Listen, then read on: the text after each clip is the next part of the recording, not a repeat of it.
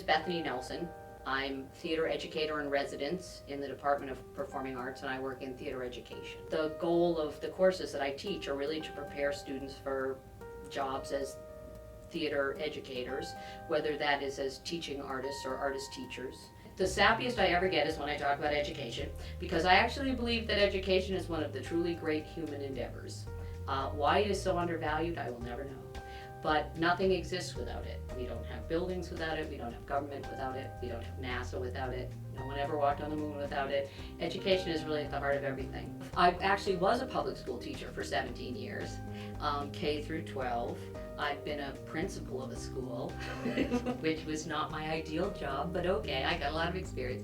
But more pertinent, I think, to what we teach here, I have a lot of experience in playmaking, playwriting, and acting and directing. I have an art background, and those two things come together. So I actually I went to Emerson as an undergrad, and I've actually utilized those skills and those areas of focus in theater in the classroom as a way of facilitating kids' learning. I've taught a lot of different places, and I love Emerson students. I swear they are different from students any place else I've taught, and I've taught other places in Boston, not the same student.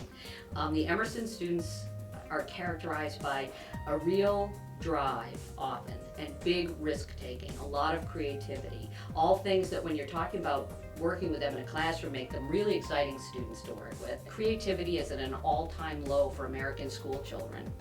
Over the past 25 years, creativity has gone steadily downward as a trait, and people who need to hire creative people for their industries are really having a hard time finding people. Because of the extreme focus on standardized testing in schools now, there's never been a time when it was more important to have good theater teachers in schools. For a lot of kids, that is the bright spot in their day. That is the thing that keeps them in school. That's the place in which they have a chance to show what they know and are able to do. The theater classroom allows kids who are becoming disenfranchised from school to get back on board with the idea that there is a place for them there. Often when you get a job in theater education, you're the only theater educator in school. There's one theater teacher. Sometimes, if you're really lucky, there are two. I think part of the reason the alumni community is so strong is that it's a community that they need, other people who understand what it is they're doing every day and what some of the challenges of that job are and what some of the satisfactions of that job are.